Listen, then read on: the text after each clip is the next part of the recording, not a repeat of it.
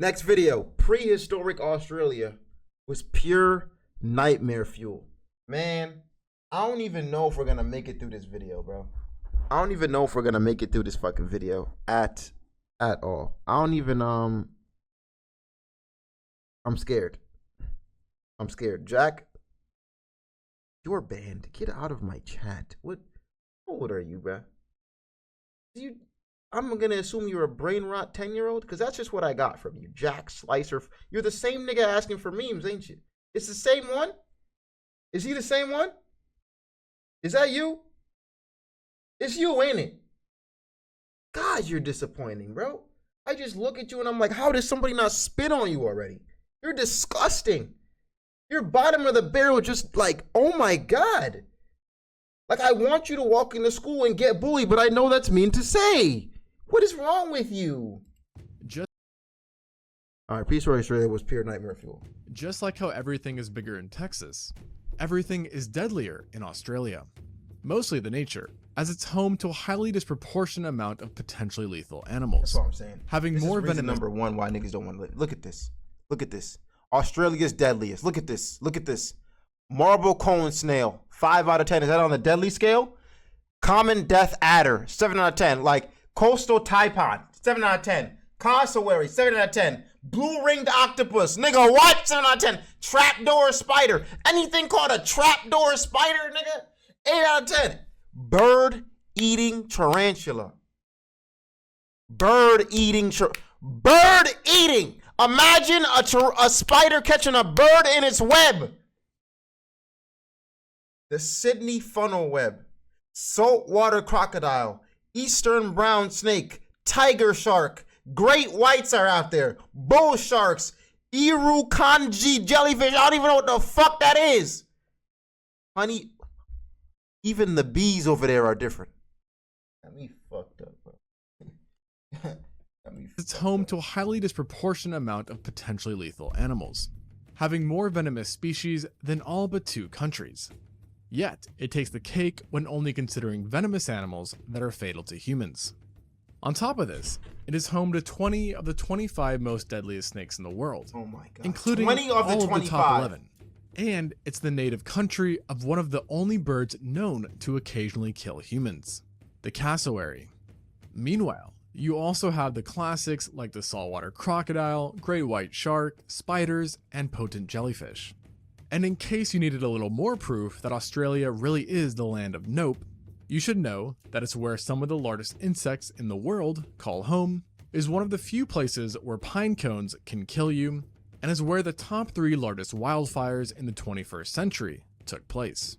The list could go on, but you get the idea. So it may be hard to stomach. People were clearly not supposed to live there, but I just don't understand. I feel like all the places on Earth don't need to be like a habitat for humans. We should just move all the people out, move all the crazy ass animals there and let them live together. The fact that Australia is actually much more tame than it used to be. And I'm not talking about the fact that it used to be home to dinosaurs, but rather giant monitor lizards and terrestrial crocodiles, just to name a couple. And surprisingly, you don't even have But taxes cheap? Alright. to travel that far back, crocodiles, just to name a couple. And surprisingly, you don't even have to travel that far back to arrive at this forsaken Australia, as it reached its peak in chaoticness about 50,000 years ago, which is right around when humans first arrived. Talk about good timing. Back in those days, reptilian predators, not mammalian, ruled Australia. And it wouldn't take long for anyone to realize that something was very wrong once they set foot on land, as there were a host of nightmarish creatures wandering around. One being a literal land croc. Not a crocodile lookalike, but a genuine real crocodilian that happened to run comfortably on land. This creature was known as the Quinkana, and it was one of Australia's top predators during the Pleistocene. It shared many features with the crocodiles we know of today, and was once even considered a true crocodile. Although, thanks to a very odd skull structure, it was moved to the extinct clade of Megalania. Along with the odd skull, paleontologists also noticed that it had some strange legs as well, that were very long for a crocodilian, allowing it to keep its body clear of terrain and potentially sprint. This has led to it being considered a terrestrial predator, with further evidence coming from its hoof-like toes and flat tail, which wasn't designed for swimming. Unfortunately for all land dwellers, the Quinkana was also no small critter, with most adults measuring 3 meters or 10 feet and weighing 200 kilograms or 440 pounds, making it nearly identical in weight to a medium-sized American alligator. Not to worry though, as there were larger individuals as well, with one specimen reaching 6 meters or 20 feet in length. At this size, it had no problem taking down mammals, including an unlucky human from time to time.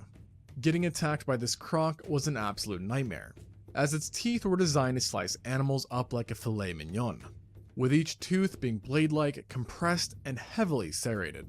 These kind of teeth are referred to as xiphidon teeth, and is what was commonly seen in theropods. Having such vicious dentition let the Quinkana take down animals that were considerably larger than itself, with each bite tearing through large portions of flesh and muscle. There's a chance as well that you couldn't even outsmart this croc by jumping in the water. Why? As there is some evidence that it was an accomplished swimmer, in spite of spending most of its life on land. Shockingly, or maybe by this point, unshockingly, even a terrestrial croc that could swim and had dinosaur-like teeth wasn't safe from other Australian creatures, as there was also the largest known terrestrial lizard walking around, Megalania. There's a fair chance you've heard of this reptile due to its recent popularity. Yet, you may not have heard that it's no longer known as the Megalania, rather Varanus priscus, meaning it was actually a giant species of monitor lizard. Despite this classification change, the Megalania is still usually referred to by its original name, perhaps because it's much more fitting as it translates to the Great Roamer, a nod to its massive size, and massive it was. Looks like freaking Godzilla, boy. Looks like Godzilla, man. Jesus. Paleontologists never seem to agree on the exact measurements, but all estimates have given it a length of at least 3.5 meters or 11 feet, with an approximate weight of 158 kilograms or 348 pounds. So at the minimum, we are talking about a lizard that was as long as a sea lion and as heavy as a reindeer. And at its maximum, things frankly got crazy, with studies finding it to have potentially obtained lengths of up to 7.9 meters or 26 feet, which is based on fragmented remains that were scaled up to living monitor lizards. This would have made them just as lengthy as the longest recorded. Oh, stop showing me that. Fuck, sorry guys, sorry. I'm really trying to keep my cool. I dare you to search up pelican spider. What you got me doing, nigga? This nigga got me doing here, bro. Is this good for fucking, can I show this?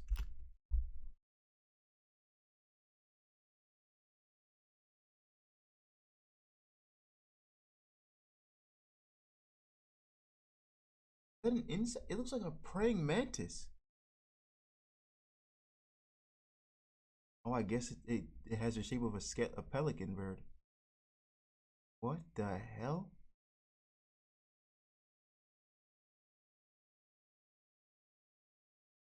Where can they be found? Guarantee you it's Australia. Where?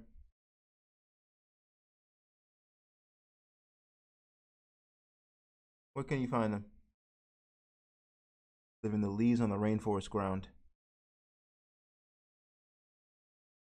What rainforest? Amazon rainforest. New assassin spider discovered in Australia. Yup. Yup. Fuck them all. Fuck them all. Fuck them all. The anaconda, but 8.5 times heavier due to its robust build, with an absolute maximum weight of 2 tons. However, for the most part, large Megalania were probably no more than 575 kilograms or 1,200 pounds. Although it wasn't only a giant, as like living monitor lizards, the Megalania possessed razor-sharp teeth that were fairly long and recurved, granting extra grip while holding onto prey. The Megalania is further thought to have used its tremendously powerful legs and sharp claws to bring down prey and foe alike. Naturally, in true Australian fashion, the Megalania might have been venomous as well due to its heritage, since all monitor lizards presently living are considered to be venomous. Their venom, similar to what is seen in some snakes, works as an anticoagulant, meaning it prevents blood from clotting, which leads to shock and infections as it keeps wounds open for longer periods of time. And because the Komodo dragon, also known as the Komodo monitor, is the Megalania's closest living relative, certain paleontologists believe that the two shared similar hunting tactics of biting prey, retreating, and then letting the venom do the work. So that's to say, even if you managed to get away from an attacking Megalania, you would still be doomed. All of these attributes make Megalania feasibly the worst thing you could have run into. Unless, that is, you have ophidiophobia, a fear of snakes. In this case, your mortal enemy back then would have been no Wonambi. fear of snakes. This name may not sound like much, but it should strike fear into any who hears it, as it belongs to a now extinct giant serpent that lived right alongside both the Quinkana and Megalania. This snake is unlike any we know of today. What was it called? What was it called? Back then would have been Wonambi. Wonambi. I like that name. I like the way that comes off the tongue. Wonambi. Wonambi. Ooh, that's smooth. This name may not sound like much, but it should strike fear into any who hears it, as it belongs to a now extinct giant serpent that lived right alongside both the Quinkana and Megalania. This snake is unlike any we know of today, for it belonged to a family of now extinct snakes known as the Matsoidae. Snakes from this family were primarily characterized by somewhat inflexible primitive jaws and giant sizes, with the Wonambi being one of the biggest. It didn't quite reach the length of the longest living snakes of today, but came awfully close, with the larger specimens having a length of 6 meters or 20 feet, equivalent to a large Burmese python. Luckily for us, the Wonambi did break the Australian trend of possessing venom. Nevertheless, its size still rendered it a potent killer, who might have hunted in a very similar fashion to the extant constrictor snakes, which is to say, by using ambushes near bodies of water to strike unsuspecting prey that were then killed by tightening its muscles and squeezing the animal so hard. Look at that. Look at that. Bro, if you're caught in the water by one of these, it's wraps. Did this nigga just say Drake? Yo, get this nigga the fuck up out of here. Yo, get this nigga the fuck up out of here right now. Like, right now, bro. Right now, bro. Right now. Dog, if you're caught in the water by one of these, bro, you're wraps. It's wraps, bro. Like, oh my God. That blood couldn't reach their brain or heart, thus incapacitating them. Afterwards, though, is where things got different. Because as mentioned, the Wonambi had an inflexible and somewhat smaller head that couldn't swallow prey whole.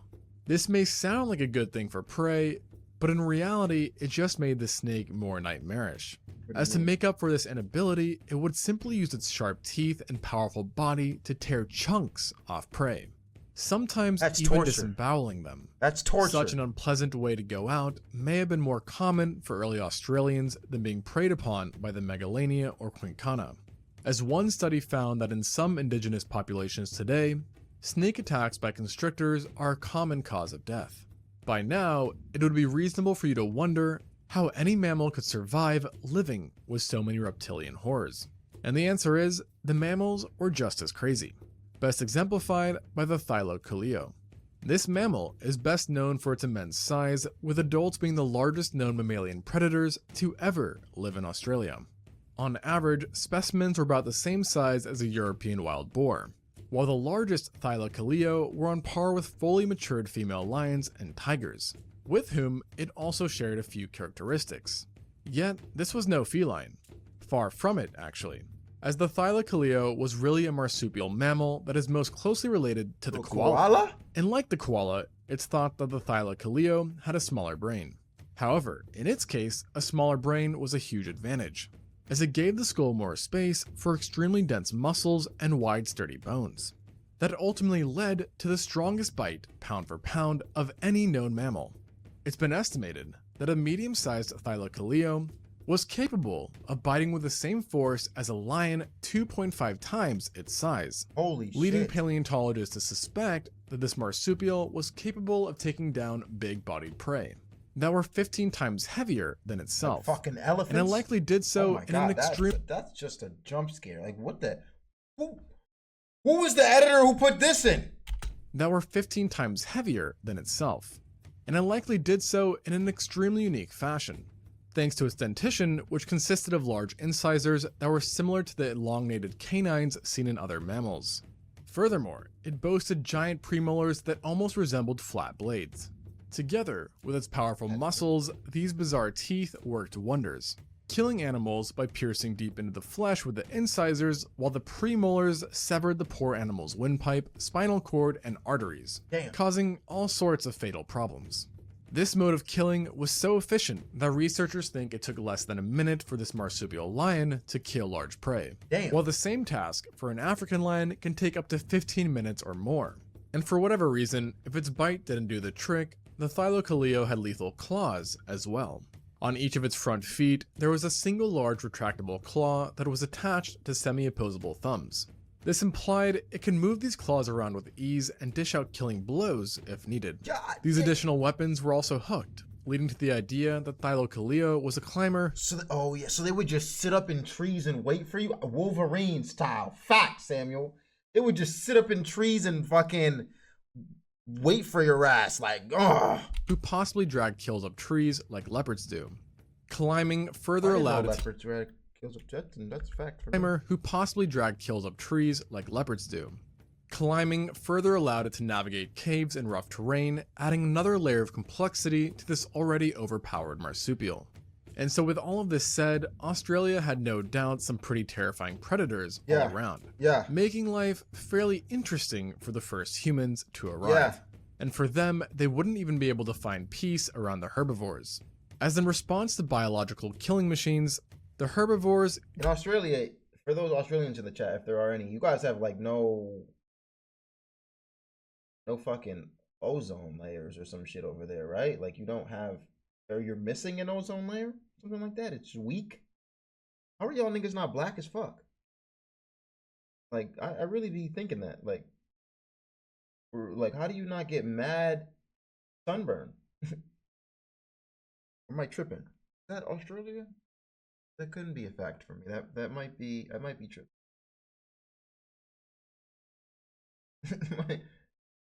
I feel like you're missing one down there, bro. Hold on. Should I do a little bit of research?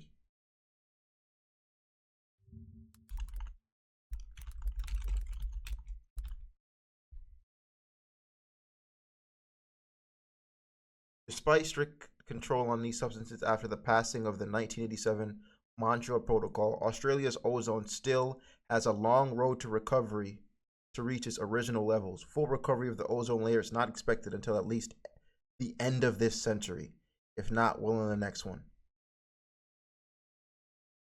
The ozone layer is depleted in two ways. Firstly, the ozone layer in the mid-latitude over Australia is thinned, leading to more UV radiation reaching the Earth. Yeah, how are y'all niggas not dark as shit? Y'all are closer to the sun in the summer, resulting in an additional 7% solar UV intensity. Coupled with our clear atmospheric conditions, this means that Australians are exposed to up to 15% more UV than Europeans. God damn!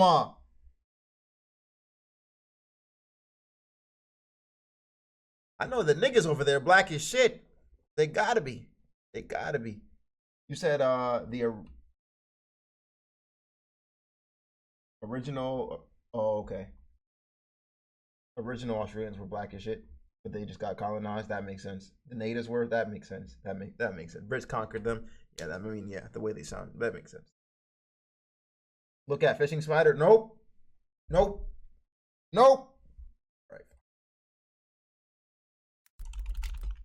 Oh no! I see it right here. I'm good. Like that's good. That's no. That one looks like a real spider. I'm good. Got herbivores. As in response to biological killing machines, the herbivores got pretty ferocious themselves. A good demonstration of this is the Diprotodon, an extinct marsupial whose closest living relative is the wombat. The two also did look in some ways similar, except unlike the wombat, the diprotodon, an extinct marsupial ferocious themselves. A good demonstration of this is that able to had no doubt some pretty terrifying predators all around, making life fairly interesting for the first humans to arrive. And for them, they wouldn't even be able to find peace around the herbivores. What is that? Is it a kangaroo? As in response to biological killing machines, the herbivores got pretty ferocious themselves. A good demonstration of this is the diprotodon, an extinct marsupial whose closest living relative is the wombat. The two also did look in some ways similar, except unlike the wombat, the diprotodon was massive, plausibly weighing up to 3.85 tons, which makes it equal in weight to a fully grown Asian elephant.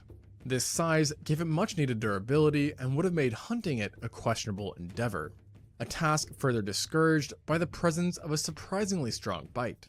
The diprotodon was strictly a vegetarian, but nonetheless it still had a nasty bite that reached 11,000 newtons in force at the back molars, giving it more than enough power to technically break a human's femur. In addition to elephant-sized wombats, birds too were supersized in prehistoric Australia at the time, especially the Genyornis. This ancient bird resembled the once widespread terror birds. However, it actually belonged to a separate family of flightless birds, known as the I'm just gonna lie, I'm just gonna keep it real. Any bird with a long neck, I'm not fucking with. Like that, I'm just gonna. Any bird with a long neck, I am not fucking with, bro. If your neck is too long, you're wrong. That's all I gotta say, bro. The Genyornis. This ancient bird resembled the once widespread terror birds. However, it actually belonged to a separate family of flightless birds, known as the Dromornithidae, or thunderbirds. All members of this family, Genyornis included, are believed to have been herbivores despite their menacing appearances. Though, like many ancient Australian creatures, they did have size to help balance their defenses out. The Genyornis in particular routinely grew to heights taller than humans. If they were all, if everyone's big though, is anyone big? That's what it like I mean, for humans, obviously you're bigger than the human, but like for the other creatures, if everyone's big, is anyone big? I'm still eating your ass. With the average individual coming in at 2 meters or 6.5 feet. Moreover, this bird had giant robust bones that gave it durability and heftiness, resulting in it weighing a full quarter of a ton. And if its size wasn't enough of a deterrent, the Genyornis could always use its beak or sharp claws to ward off predators that got too close. By now, it should be obvious that ancient Australia was the last place you'd want to visit. And just to really drive it all home, remember that nearly every dangerous animal in Australia today was also still around back then.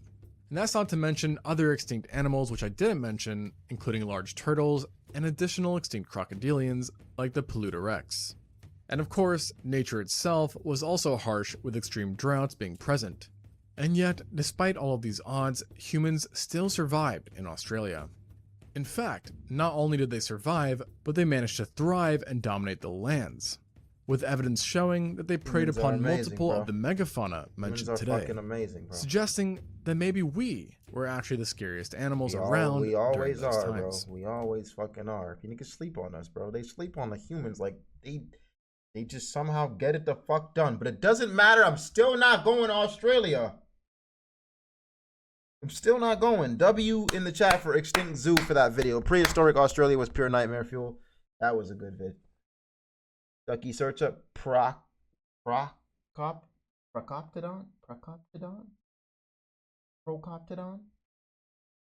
Right, Procoptodon.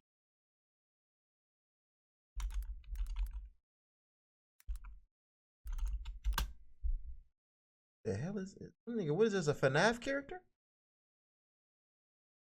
The Procoptodon is an extinct genus of giant short-faced kangaroos that lived in Australia during the Pleistocene epoch. Megalania, the largest known kangaroo species that ever existed, stood at about 2 meters.